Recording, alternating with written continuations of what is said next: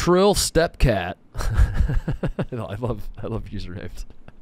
Ask me, what has been the biggest difference between the stool over Fox? Wow, that's actually an insightful question. Things you miss, don't miss. The biggest difference is obviously the way, I don't want to call it professionalism, because people at Barstool are professional. People are very professional, and they show up on like if you don't show up on time and if you don't do your job, it is a serious problem at this company in the same way it is at Fox. But the on the outside looking in, it might look like Barstool is we're all just a bunch of slapdicks.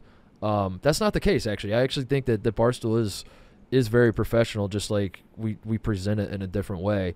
I would say the biggest difference, which is a pro and a con, I guess, is the freedom I've gotten at Barstool. The freedom to, which is why I came here. I think at Fox, I loved working there. I continue to say that. I love the people I worked with. It was a great place to work. But yeah, it's a major network, and they have a lot of bureaucracy, for lack of a better word, a lot of red tape, a lot of like, I talked when Jake Marsh was on the show. I talked to him about it, that I had an interest in calling basketball games, and like the uphill battle to like allow them to or to get them to allow me to be live on the air was insane to me. But also, I wasn't trying to come at it from a point of like, you guys are wrong and I'm right, and you should throw away this entire system that you've had for years just to appease me. Like, I kind of got what it was. I kind of got the game, and I was like, yeah, I listen, I understand where you're coming from, but like, man, this really fucking sucks for me that I have to, it really did feel like working at Fox sometimes. There were just like dicks lined up, and like I had to make the decision: do I want to suck these to open these doors? Do I not? Some days I was like, I'm in a dick sucking mood, I guess I'll do it, and maybe I can get on TV. Other days I was like, I really don't care, I don't want to do that. Barstool has not worked that way for me. It's been the complete opposite. It's just been like full freedom to do. I really do truly feel like if I wanted to like turn this show into an Indiana high school basketball show, I think every single person at Barstool would say go for it. Now eventually, when the numbers dwindle and the audience disappears, I'm sure someone would step in and say stop doing that. But yeah, there's like no red tape here, and I love that. It's been awesome. Yeah, and that's what I'd say. The thing I miss most about Fox, though, there was besides living in Los Angeles, which like this week is absolutely killing me. The weather in Chicago, I was prepared for winter. I was not prepared for snow in October. That rocked my world, and I'm very sad about it.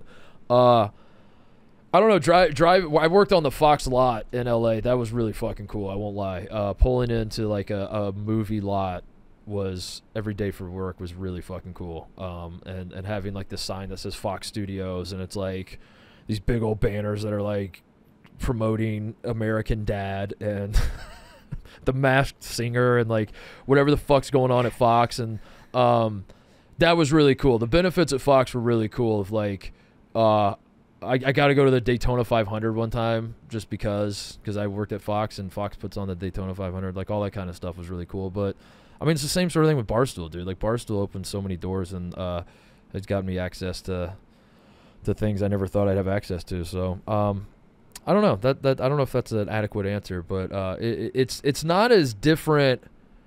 I will say, like, the two companies aren't as different as they appear on the outside. The content is definitely very, very different, but the way, like, the internal, I'm working harder at Barstool than I probably did at Fox. There's yeah, it just like the day to day for me does not feel that much different. It's more that like when I'm sitting down in this chair with this microphone and the cameras and the lights and everything, I can tell someone to suck my dick and not like worry about what's going to happen next, which is awesome. That's all I've ever wanted. My whole career, all I've ever wanted is to be able to tell people to suck my dick. But yeah, and initially, I was worried about like I was worried about getting guests. I was worried about like being shunned by people.